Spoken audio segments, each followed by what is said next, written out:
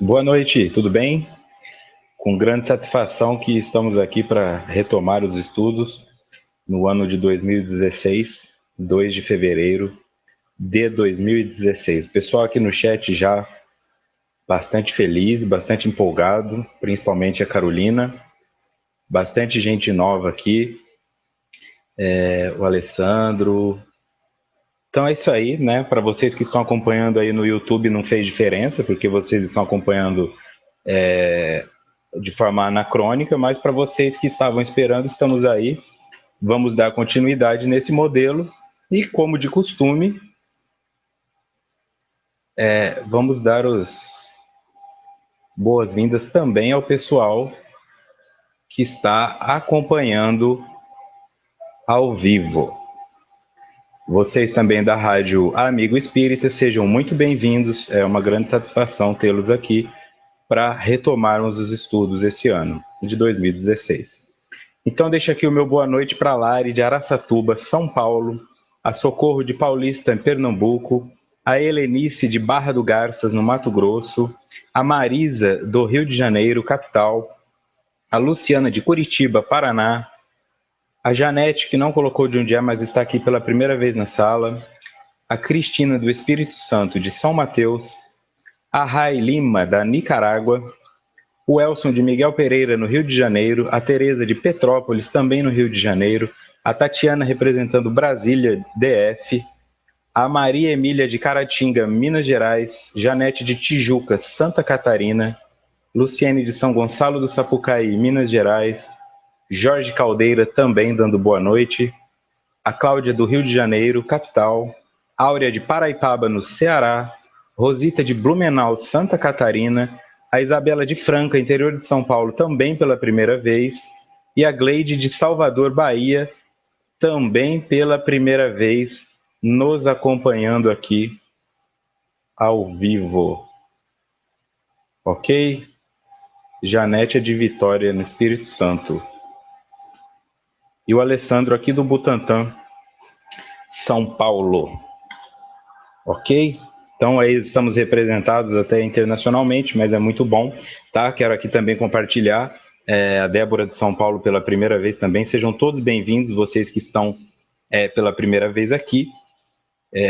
Compartilhar que recebi muitas mensagens durante esse intervalo, durante essas férias, muita gente dando feedback positivo dos estudos, muito obrigado. O Arnaldo também começou ele em Santa Rita do Sapucaí, Minas Gerais, estão fazendo presencialmente usando esse material como apoio, tá? Para vocês que querem usar esse material de apoio, na minha página no Facebook fica disponível o download dos slides, da mesma forma que eu coloco aqui, sem restrição, tá? É só baixar e estudar aí na sua casa espírita, onde for, ok? Fernanda de Porto Alegre, também chegando aqui pela primeira vez. Muito obrigado por todos vocês. A outra Fernanda é de Bauru, interior de São Paulo. E o Arnaldo aqui mandando um abraço em nome do pessoal do estudo. Ok? Primeiro dia assim, né? Tem que dar aquele salve maior assim para todo mundo. José Aparecido também aqui na sala. Todos vocês, muito obrigado. Esse é o estudo da obra Autodescobrimento, uma busca interior, escrita por Divaldo Franco e Joana de Ângeles. O estudo é realizado pela Rede Amigo Espírita e eu sou Vitor Antenori Rossi, psicólogo, falo de São Paulo. A Zuleika de Santo Amaro também chegou aqui. Onde estamos? Estamos no encontro de número 41, no capítulo 4.3, O Inconsciente Sagrado, parte 1. Tá? Vocês que estão tendo problemas aí, é só apertar F5 ou diminuir a qualidade do vídeo que fica melhor. A Cláudia está dando a ideia de fazer uma redação de como foram, como foram suas férias, verdade, né? Sempre tinha essa redação. Deixar a Carolina começar, porque ela chegou mais animada aqui. O Sérgio também já chegou dando boa noite extenso. Então vamos lá.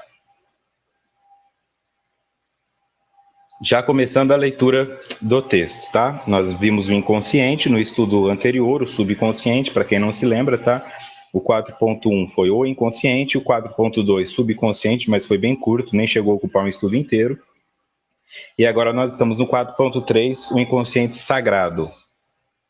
Então vamos lá. À medida que o ser se conscientiza da sua realidade, transfere-se de níveis e patamares da percepção psicológica para aprofundar buscas e sentir o apelo das possíveis realizações. Vamos lá. À medida que o ser se conscientiza da sua realidade. O que é importante aqui? O à medida, ou seja, não será de uma hora para outra, tá? Não existe esse tipo de despertar como se fosse uma simples epifania, tá?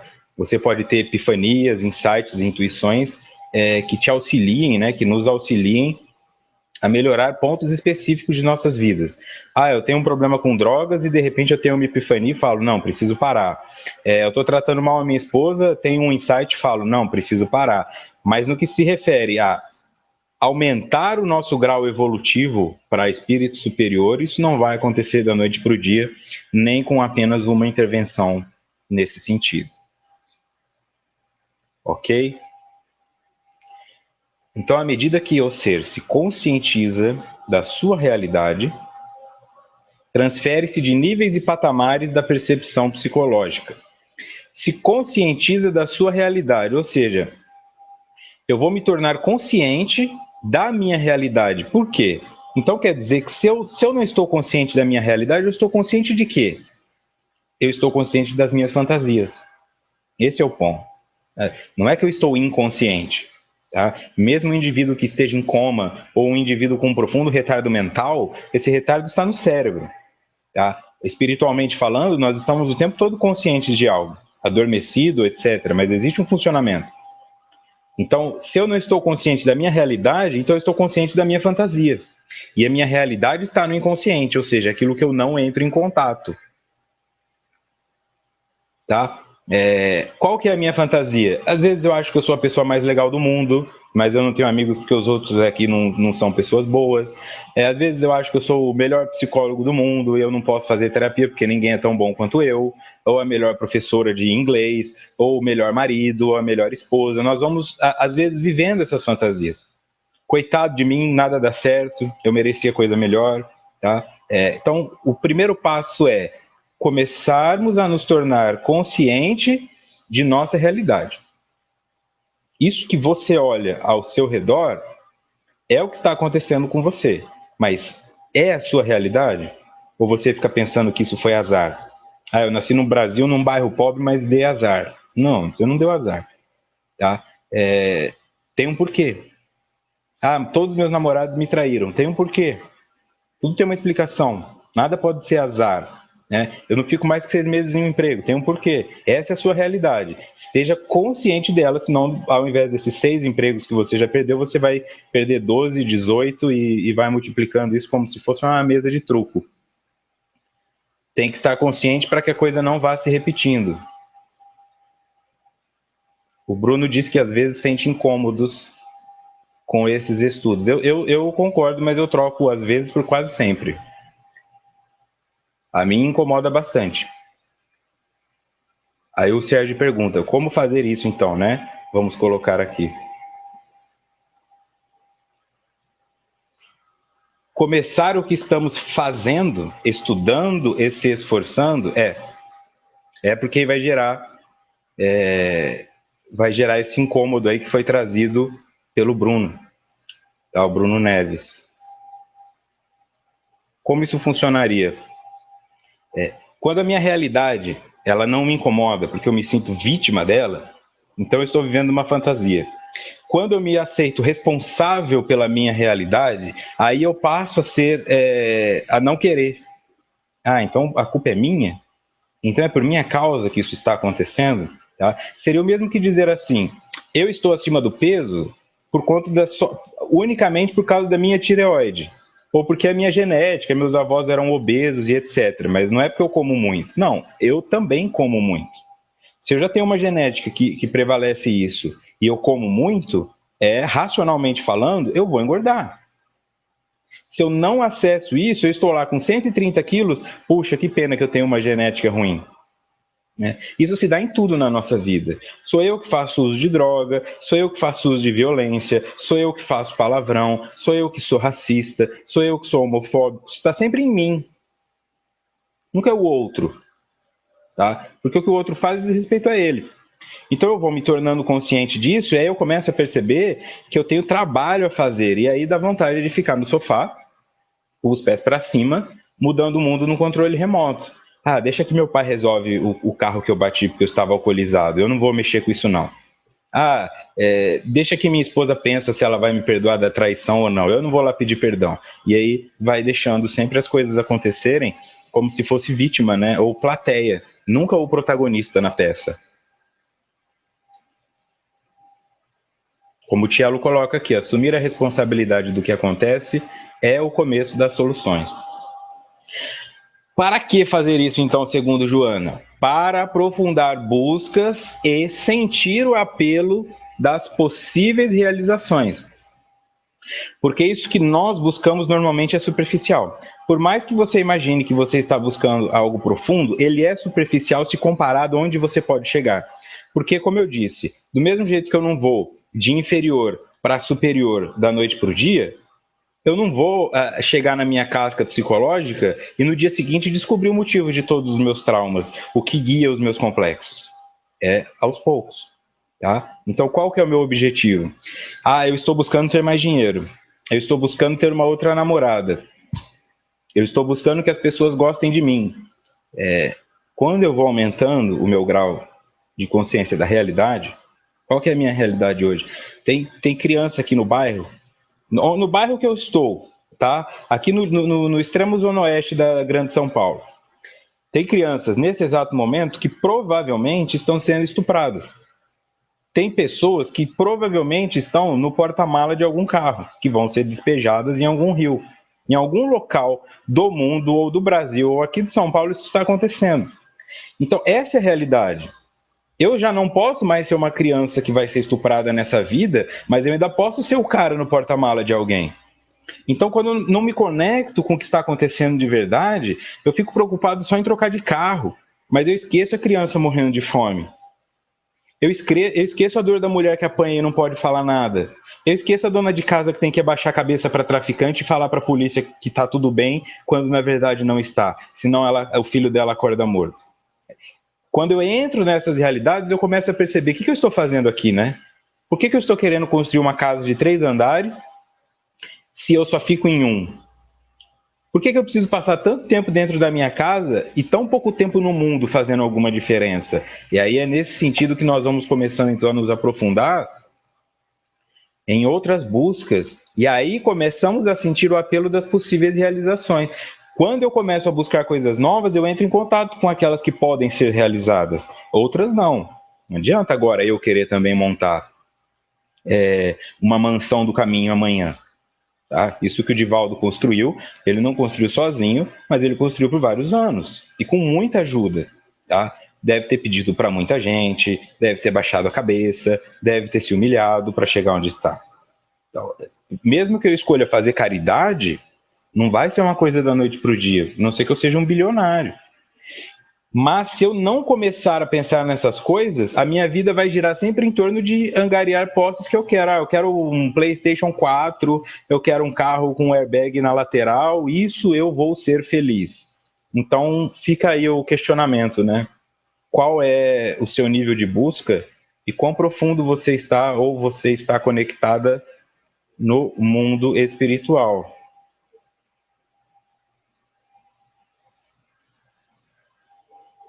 O Arnaldo concorda também aqui que nada da noite para o dia, é um eterno construir.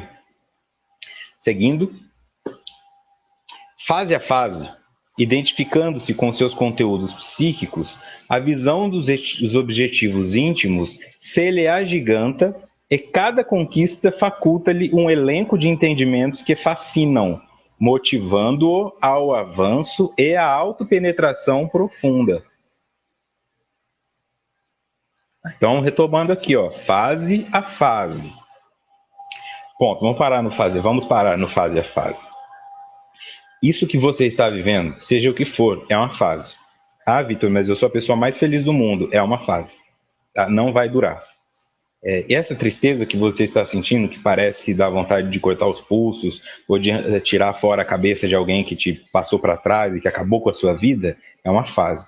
Isso não é uma fase no sentido de falar, fica calminho, calminha aí que vai passar. É uma fase da evolução espiritual. Você está na fase de ser passada para trás. Essa é a fase em que você se encontra. E todos estiveram nela.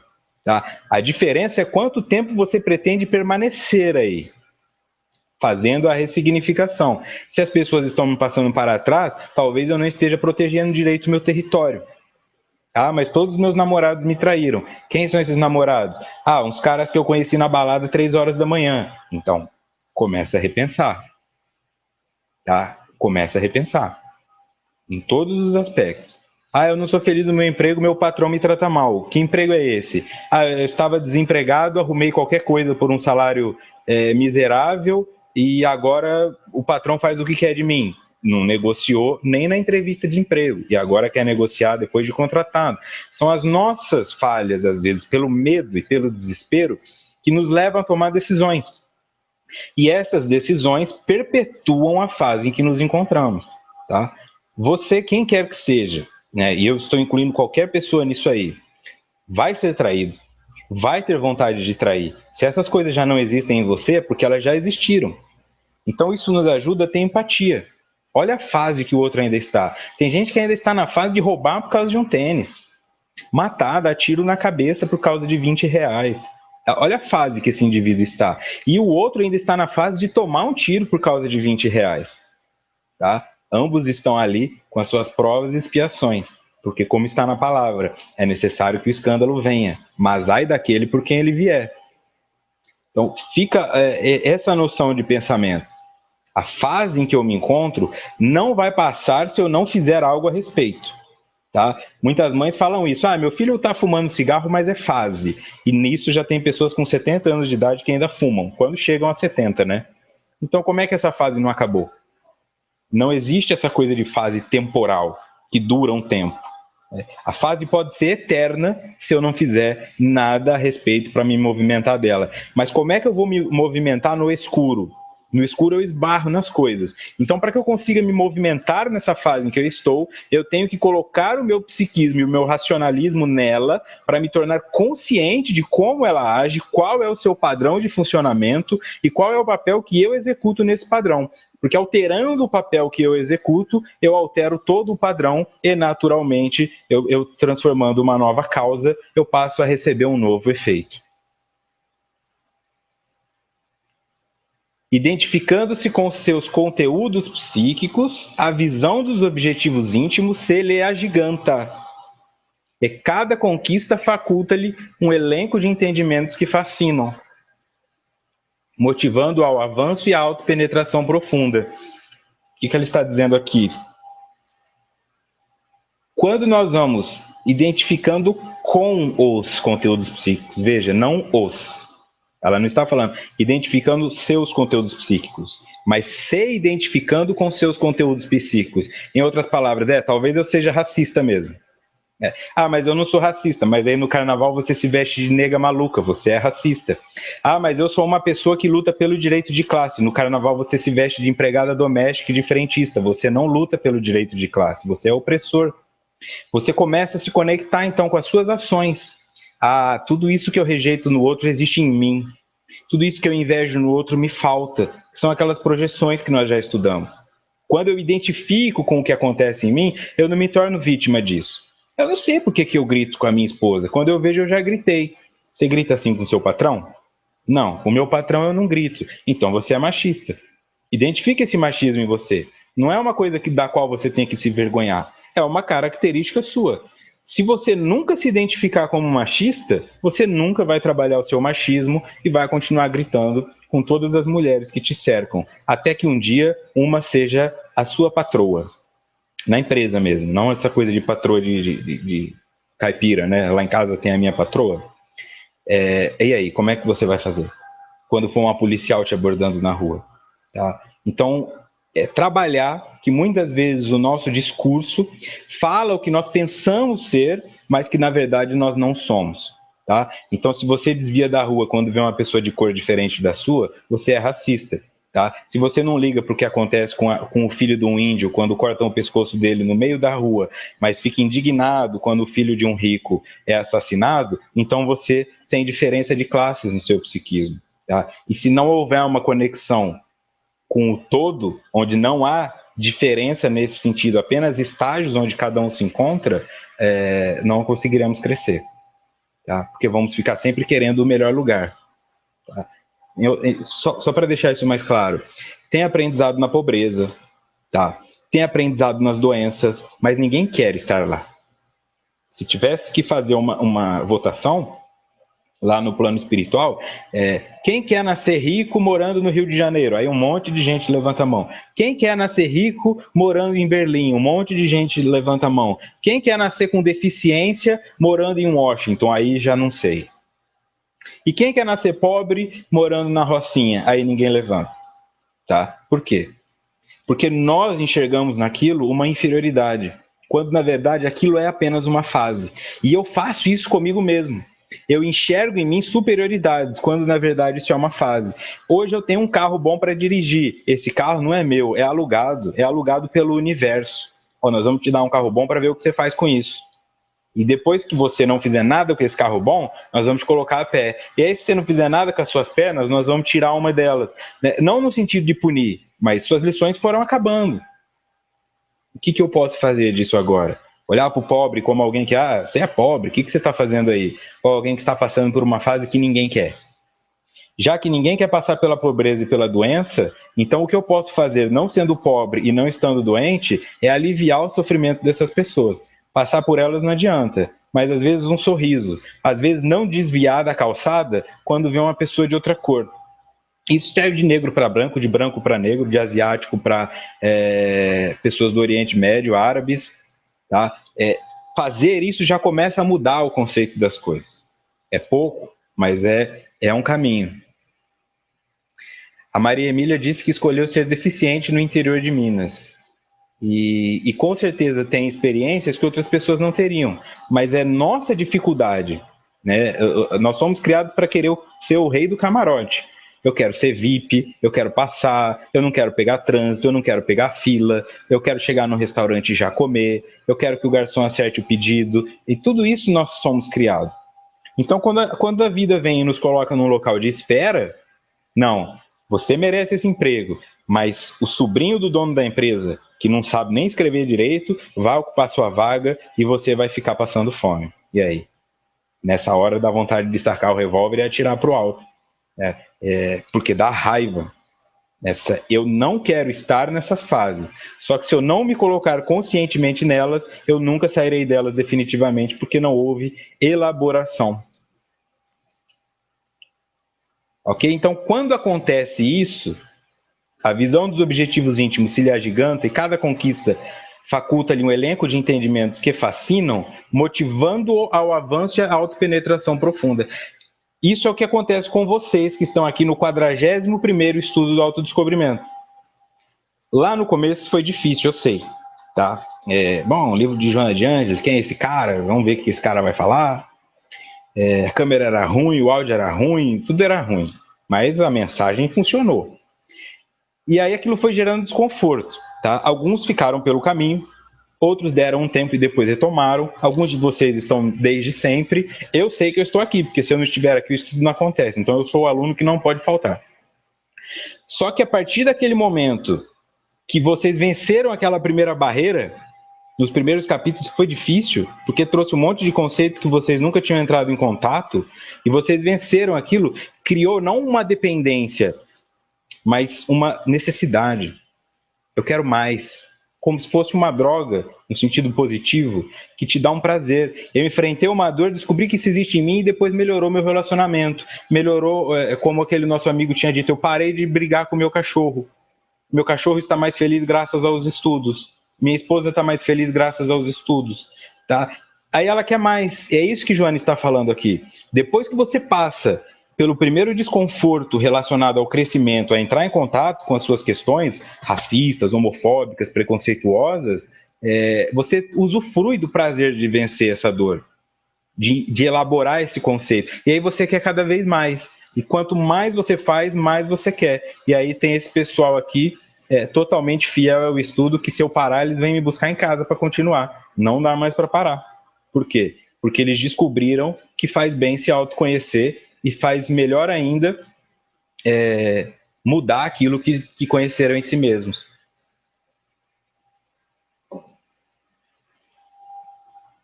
Motivando-nos ao avanço e à autopenetração profunda.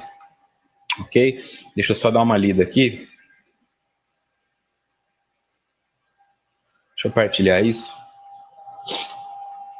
A Gleide, primeira vez no estudo, né? Ao vivo. Fui detectada com câncer de mama e as pessoas estão surpresas comigo pela minha tranquilidade. Na verdade, nem eu sei. Só sei que estou encarando como uma doença qualquer. Isso é crescimento? Se você for pensar em você, na sua relação com as doenças. Tem gente que, por menos que um câncer, já comete suicídio, né? Já desiste da vida, já culpa tudo e a todos, né? Mas quando você realmente está sendo apontada como algo diferente, isso indica que você não está dentro de um padrão. Tá? Quando as pessoas falam, você está tranquilo e todo mundo estaria desesperado, já é sinal de que você não está em um padrão, que pode ser positivo ou negativo.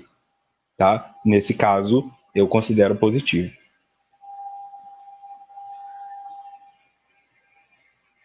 Só mais uma aqui, para que vocês vejam também.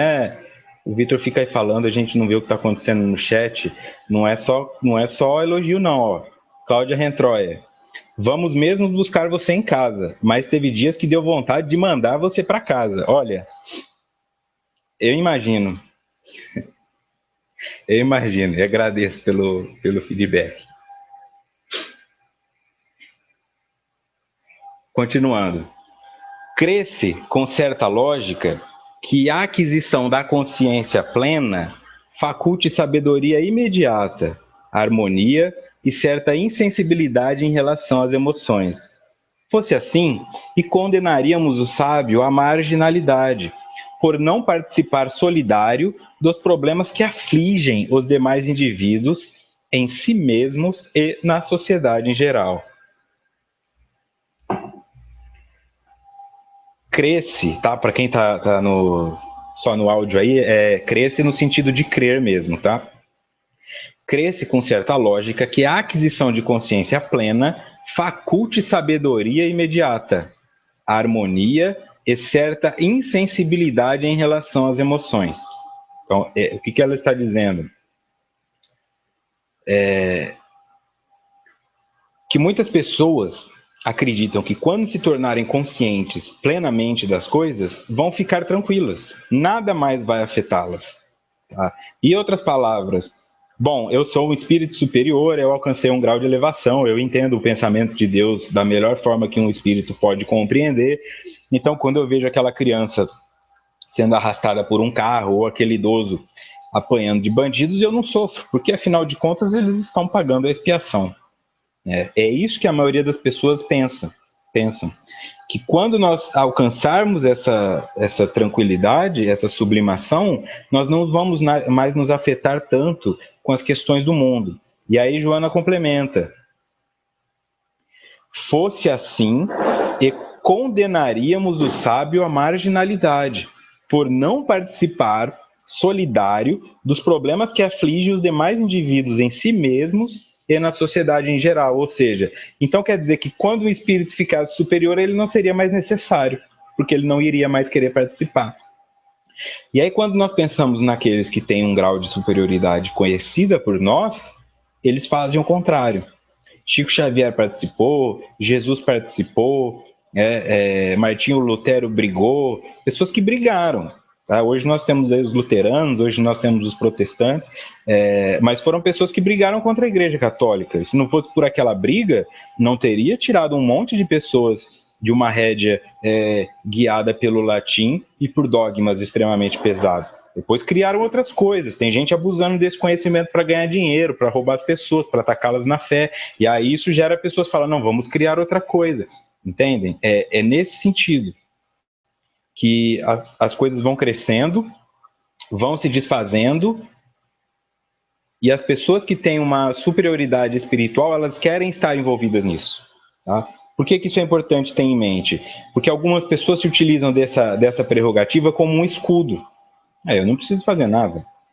O Victor está falando essas coisas, eu quero mandar ele para casa também, igual a Cláudia, porque agora eu sou obrigado a me preocupar com o menino de 6 anos de idade que está sendo estuprado. Isso com certeza era um espírito estuprador na vida passada, merece estar pagando por isso. Isso não é o discurso de um espírito superior. Isso não é o discurso de um espírito sábio. É isso que Joana está falando aqui. Tá?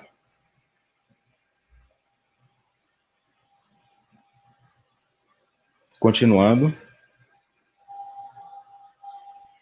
Aqui eu coloquei uma nota do Livro dos Espíritos, nota do expositor, capítulo 1, dos Espíritos, Allan Kardec. Pergunta 98. Os espíritos da segunda ordem, para os quais o bem constitui a preocupação dominante, têm o poder de praticá-lo? Bom, os espíritos da segunda ordem, ali na pergunta anterior está explicado. Tem 3 ordens de espíritos ali, né? Os espíritos superiores, os espíritos da segunda ordem e os espíritos da terceira ordem. Superiores seriam da primeira ordem. Ou da segunda ordem são aqueles que têm muito mais propensão a fazer o bem e apenas algumas outras questões a trabalharem em si mesmos. E os espíritos da terceira ordem são aqueles que têm mais propensões ao mal do que ao bem. Quando eu falo ao mal, não é o de matar, roubar, estuprar, é onde nós estamos. Tá? Esse momento em que nós estamos assim, que tem que lutar porque come mal, que não faz atividade física, que é preguiçosa, que procrastina, que fofoca, isso aí é muito mais mal do que bem, né? Se nós formos pensar o número de vezes que nós pensamos positivamente para outras pessoas e o número de vezes em que nós ofendemos pessoas na rua mentalmente, o cara estacionou na vaga que era minha, mas vai demorar a vida inteira para atravessar a rua, mas isso é lugar de fazer isso. Isso é terceira ordem, assim, né?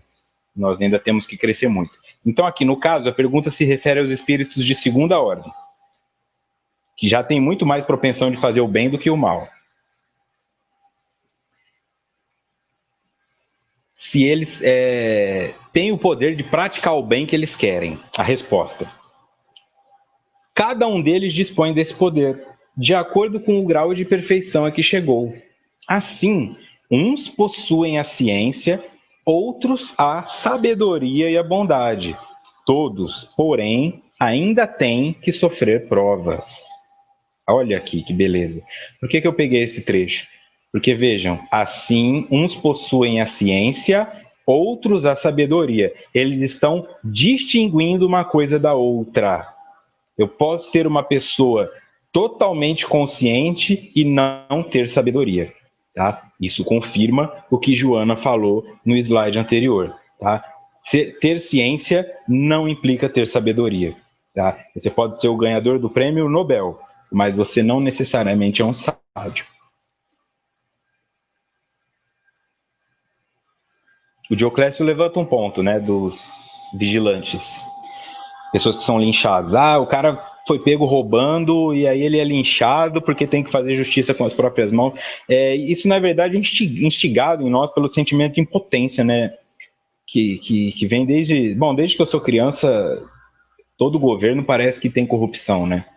Então fica aquela coisa de impotência. Pô, mas esse cara foi corrupto, né? Aí você vê, por exemplo, o Fernando Collor, que sofreu um impeachment e de repente é senador por um estado, você pensa, como? Como? Agora, vá você, cidadão comum, que ganha aí entre R$1.000 e R$7.000, qualquer que seja o seu salário, vai você cometer um crime para ver como você fica taxado pro resto da vida.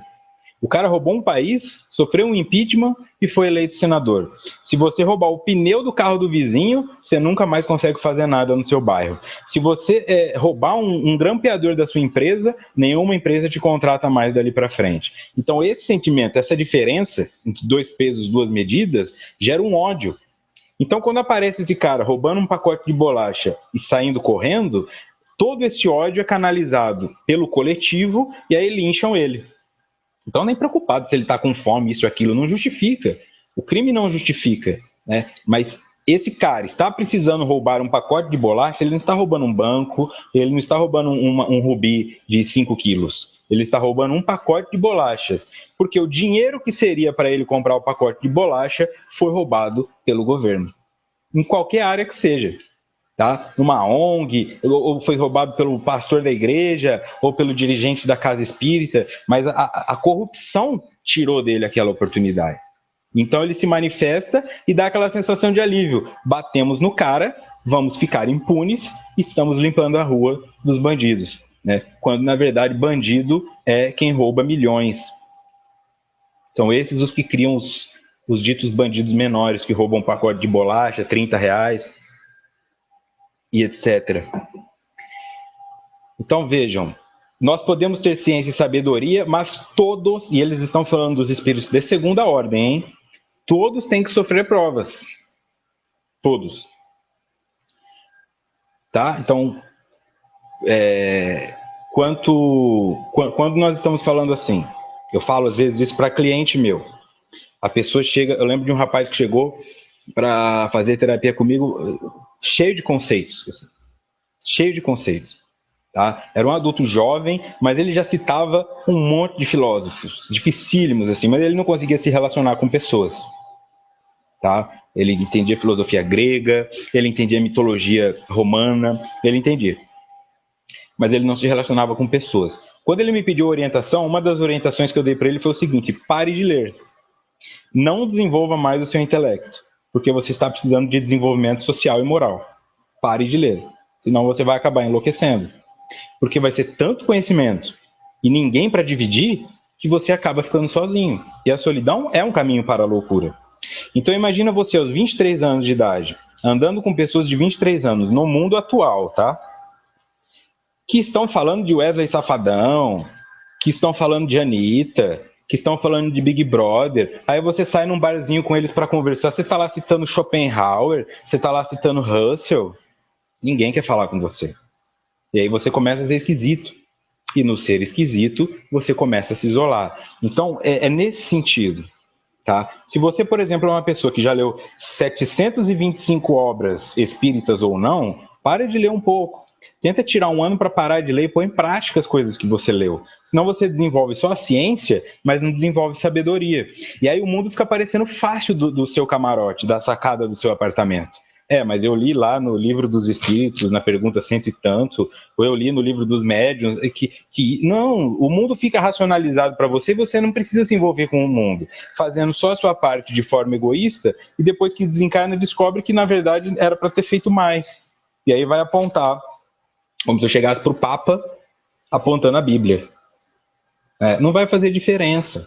É uma sugestão. Desenvolver ambos aspectos, porque segundo o livro dos Espíritos, na pergunta 98, é diferente do outro. Seguindo, em Joana. A sabedoria resulta da união do conhecimento com o amor, cujos valores tornam o ser tranquilo, não insensível, afetuoso, não apaixonado. Certo? Vamos ver aqui.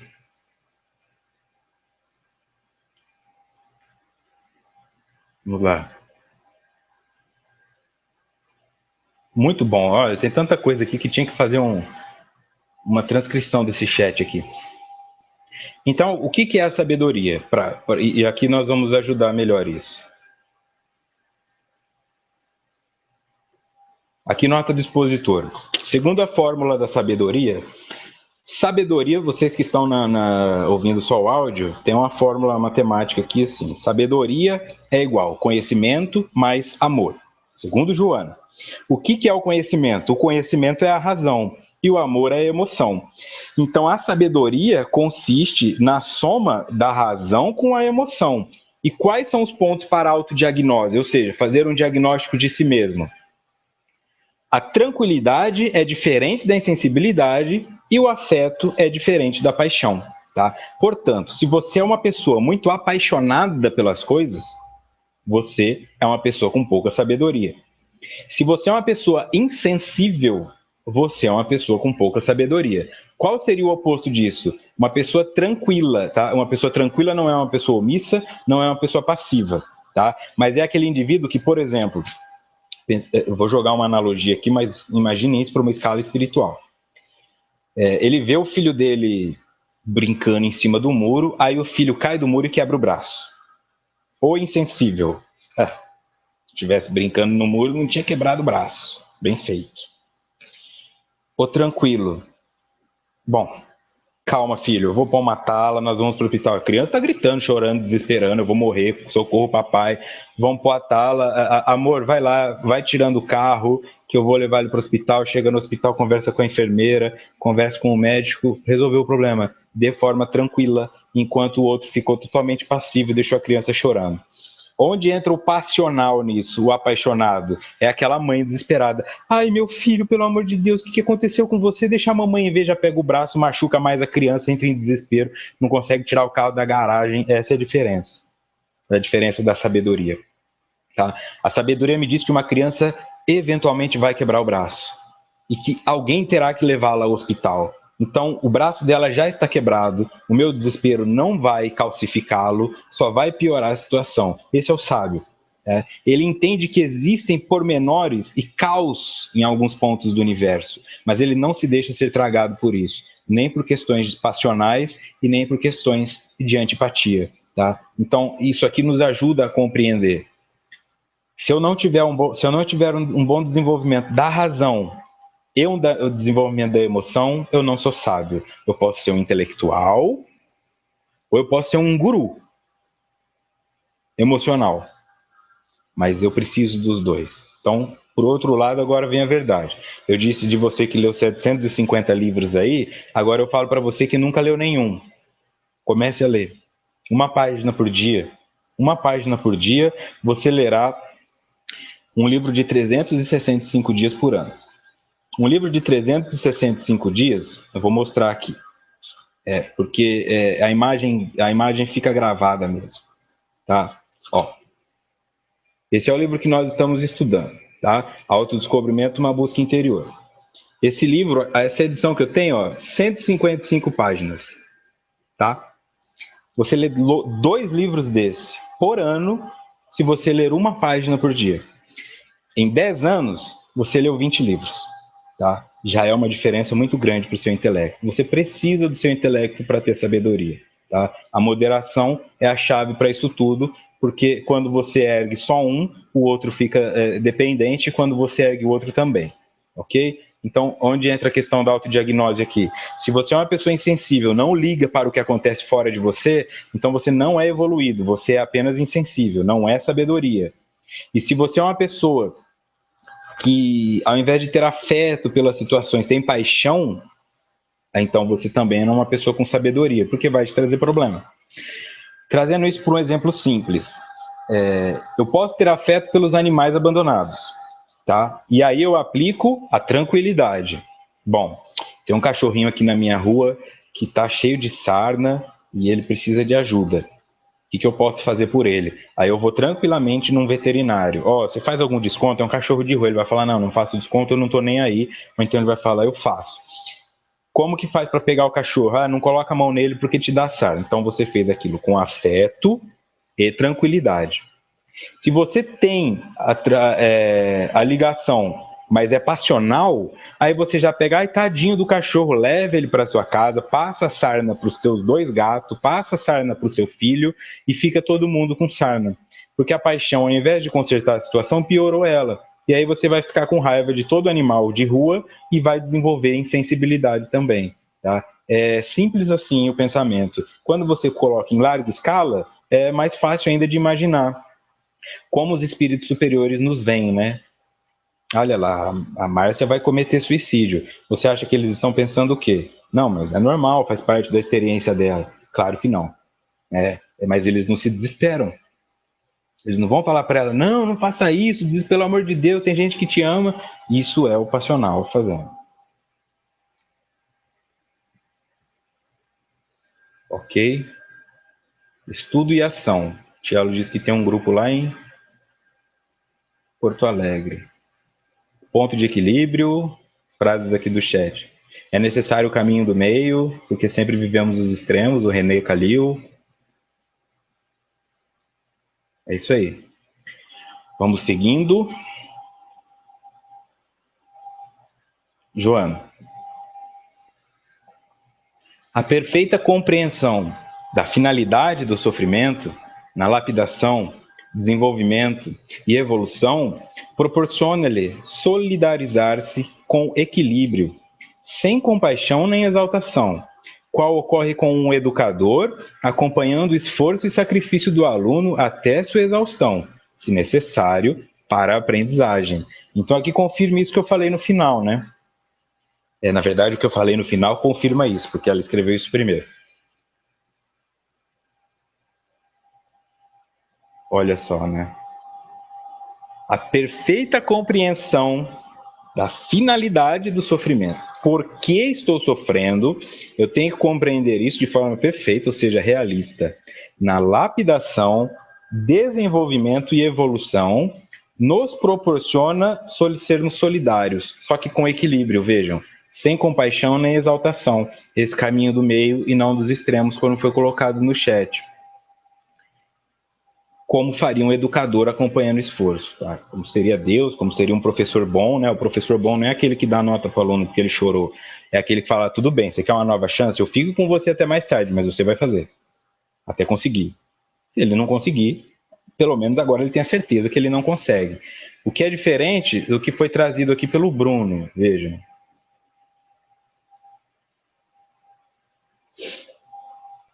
Indiquei para algumas pessoas os estudos, esses aqui. De 10, uma se interessou antes de tentar. Já dizem que Joana é difícil. É exatamente isso. Isso é o que a maioria das pessoas vai fazer, com esse estudo e com tudo. Vai naquela entrevista de emprego, eu nem vou ter chance, essa empresa só contrata isso. Faz tal... Não, eu nem vou conseguir, eu não vou promover a mudança no mundo. E aí se acovardam. Ficam presos, parados naquilo ali. Dificuldade de entrar em contato com questões novas, né? Dói muito. Tá? Então, ser solidário com equilíbrio, tá? Até a solidariedade precisa de moderação. E deixa o outro tomar o tempo que ele tiver para aprender, porque é eterno, né?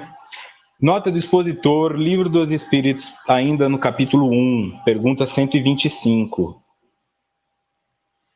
Os espíritos que enveredaram pela senda do mal poderão chegar ao mesmo grau de superioridade que os outros? Resposta: sim, mas as eternidades lhes serão mais longas. Aqui está escrito em aspas e a parte de baixo não, porque o que está em aspas é a resposta do livro e o que está sem aspas é o comentário de Kardec, tá? Comentário de Kardec. Por estas palavras, as eternidades, se deve entender a ideia que os espíritos inferiores fazem da perpetuidade de seus sofrimentos, cujo termo não lhes é dado ver. Ideia que revive todas as vezes que se sucumbem numa prova. Então, pergunta. Os espíritos enveredaram pela senda do mal poderão chegar ao mesmo grau de superioridade que os outros?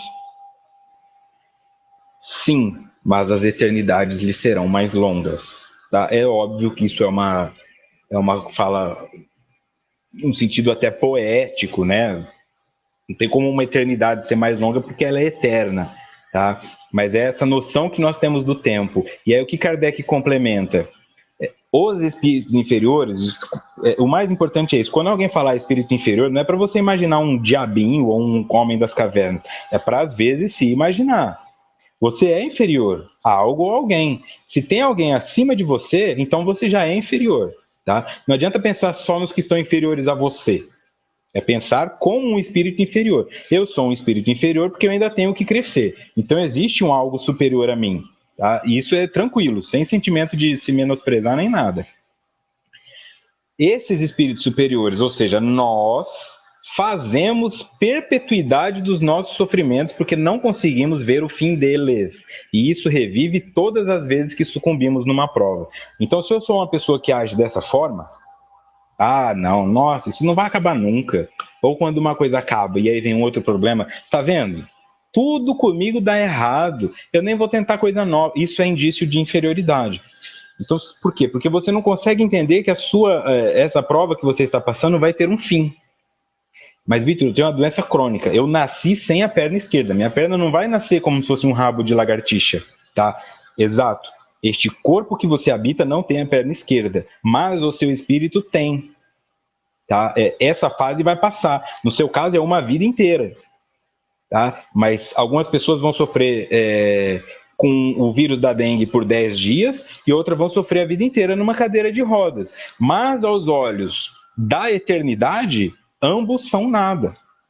O importante é o que você faz desse conhecimento. Tá? E ninguém está livre disso. O indivíduo que nasceu sem a perna não vai ter a perna regenerada. Mas eu que hoje tenho as minhas pernas, amanhã posso não tê-las. E eu vou fazer o quê? Ai, coitado de mim? Não, não é coitado de mim. Bom, por que perdi a perna? Por que a perna esquerda? Por que na altura do joelho? O que isso pode significar? Quem são as pessoas que já nasceram com essa condição ou adquiriram para que possam me ajudar a lidar com essa vontade de desistir de tudo? Quais os locais onde eu posso comprar roupa que são acessíveis para quem? É isso que o tranquilo vai fazer. O espírito superior sábio. Bom, existe um mundo de pessoas que vivem na cadeira de rodas ou que andam de muleta. Eu só preciso descobrir qual é o caminho que elas fazem no universo e aí eu me direciono para isso e passo a ser mais uma delas, tá? Enquanto o passional vai ser aquele que comete suicídio, se perde no alcoolismo, culpa Deus e o mundo e etc. Tá? Seguindo, na pergunta 127, também nota do expositor. Os espíritos são criados iguais quanto às faculdades intelectuais? Resposta: são criados iguais, porém, não sabendo de onde vêm, preciso é que o livre-arbítrio siga seu curso. Eles progridem mais ou menos rapidamente em inteligência como em moralidade. Aqui eu coloquei de novo também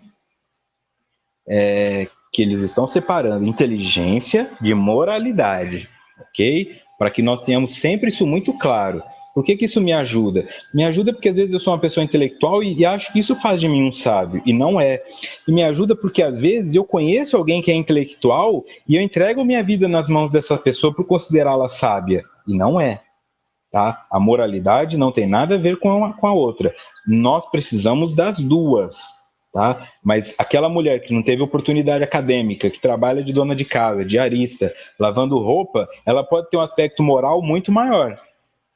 Tá? Porque ela está lavando a roupa da mulher que contratou ela e ela acha R$2 no bolso do filho da mulher ou R$100 e ela nem enxerga aquilo como dela. Ela tira, coloca em cima da máquina e depois devolve.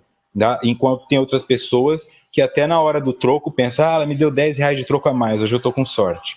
Tá? Então a moralidade nada tem a ver com sabedoria, com inteligência. Tá? E a sabedoria é a soma dos dois aspectos evoluídos. Continuando em Joana.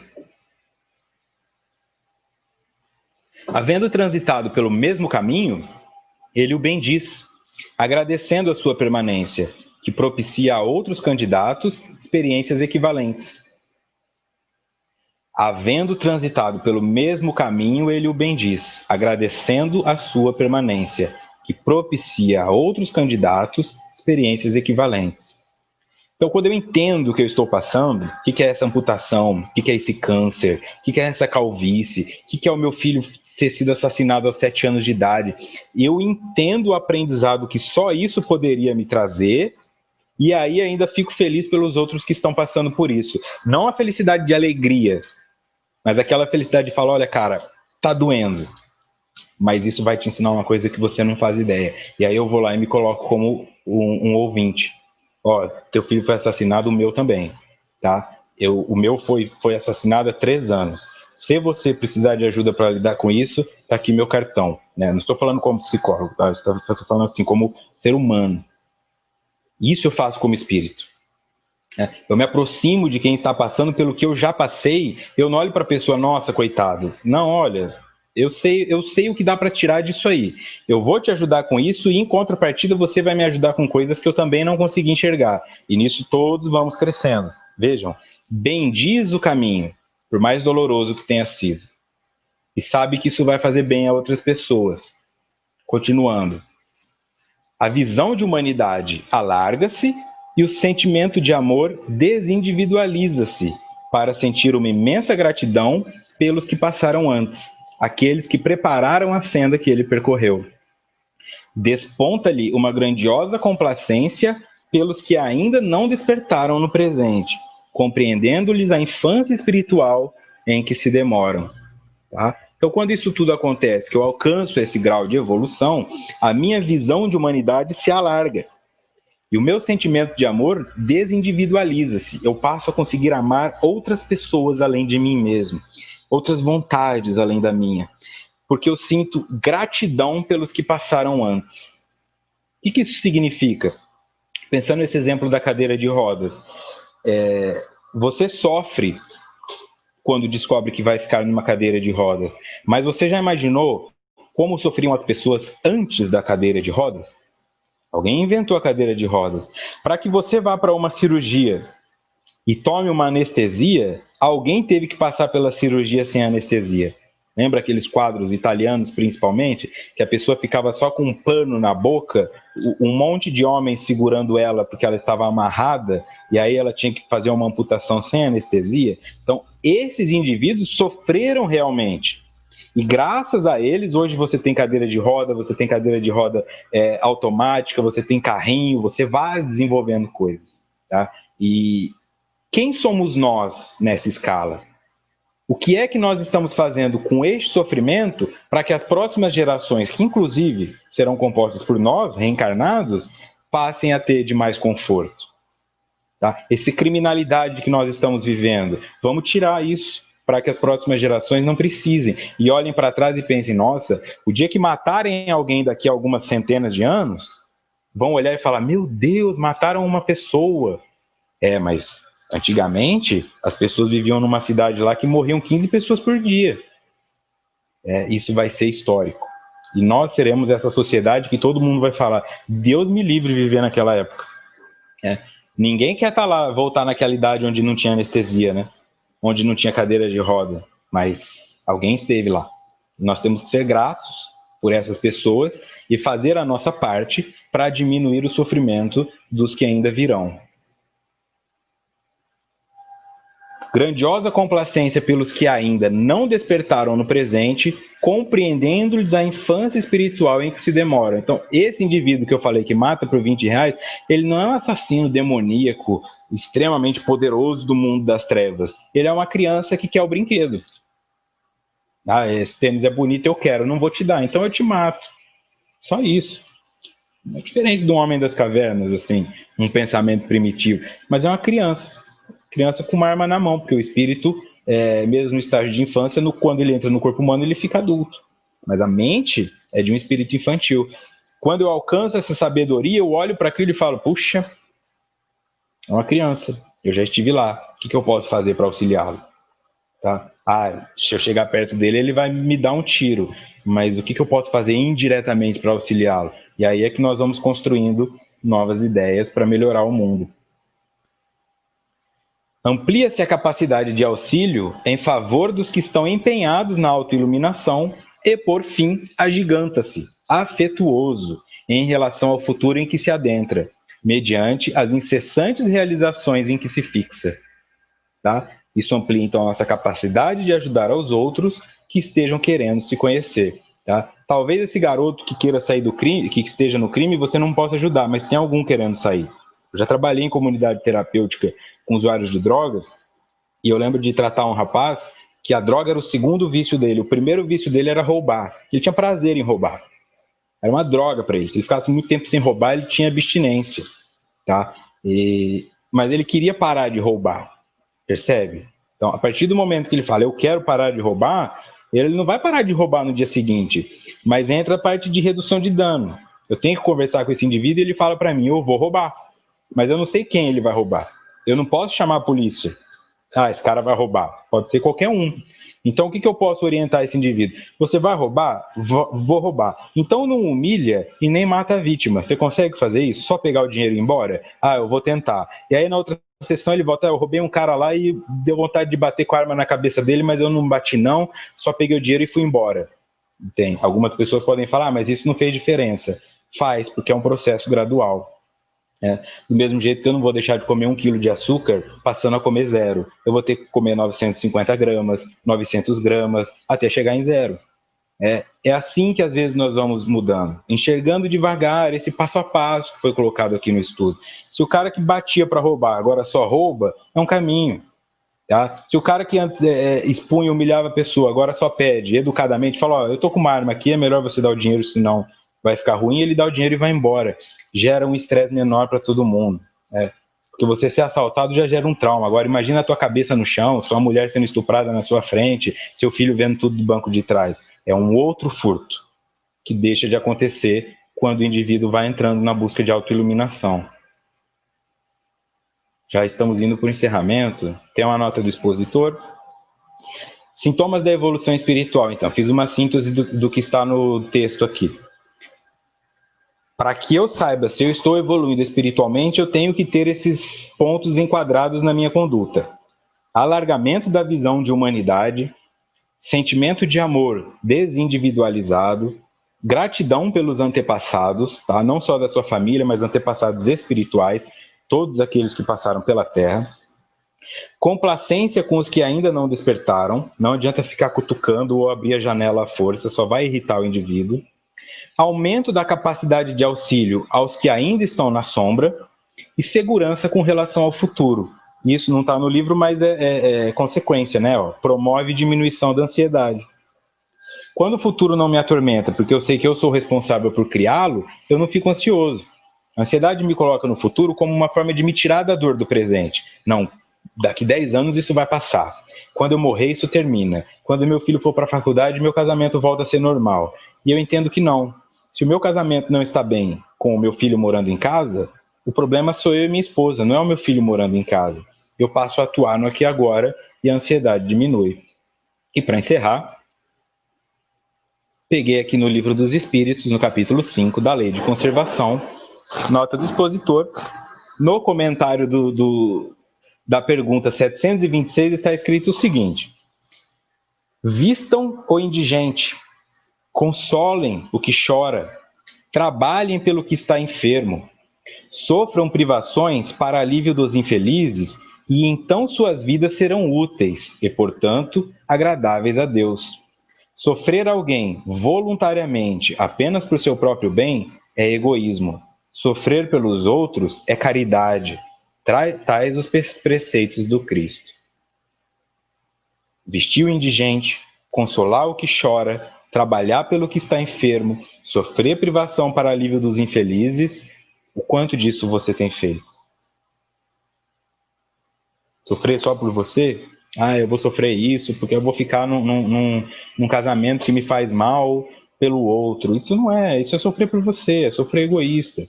Né? Eu vou fazer esses sacrifícios para que meu filho perceba o quanto eu sou uma mãe dedicada. Isso é egoísta. Tá? Aqui está sendo dito assim, é isso que vai nos fazer ser notados espiritualmente. O quanto nós fazemos por aqueles que não merecem, segundo a ótica racional. Mas essa criança que está sendo abusada foi um abusador. Você quer que eu ajude ela? Essa é a dor. Quando você enxerga que você não está impedindo uma criança de ser estuprada, mas você está ajudando um estuprador a não pagar o que deve. Aí é que dói. Aí que é o sacrifício. Tá? Quando você faz essa leitura. Então, quando o indivíduo pensa, teve troca de tiros e morreram 10 pessoas na favela. Tudo bem, são 10 pessoas. Porque quem está na favela é todo mundo bandido, né? Esse é o preconceito. Morreu um rapaz em Alphaville. Nossa, mas não tem segurança nesse país. Não enxergar isso. Quando nós conseguirmos enxergar acima dessa justiça de talião, né? Esse cara fez, tem que pagar, aí nós nos tornamos caridosos. Eu vou te ajudar, mesmo achando que você não merece. Não porque eu sou bom, mas porque eu também não mereço. Eu não mereço nem estar na condição de te ajudar. Era para eu estar aí do seu lado, caído na sarjeta. Mas, por misericórdia, alguém tem que fazer o papel do cara que tem dinheiro, do cara que tem poder e do cara que tem influência. E hoje sou eu fazendo esse papel. Então, eu vou utilizá-lo para te ajudar. Porque amanhã eu sei que estarei aí. Né? Ok? Dito que foi tranquilo, né? Próximo encontro, dia 9/2, o Inconsciente Sagrado, parte 2, ok? Muito obrigado a todos aí pela presença, por voltarem, por retornarem. Né? Obrigado à Rede Amigo Espírita por ceder o espaço, ao Zé Aparecido, ao Arnaldo, a todos os outros expositores, tá? Pessoal que deixou muito comentário aí, às vezes eu leio de soslaio aqui, né, de canto de olho, mas muito bom, fico muito feliz com mais essa oportunidade, ok? Então, nos vemos semana que vem. Quem também faz o estudo do Triunfo Pessoal, amanhã às 18h45, na quarta-feira, também retomaremos ele, ok? Muito obrigado, então, que tenhamos uma ótima semana e muita paz.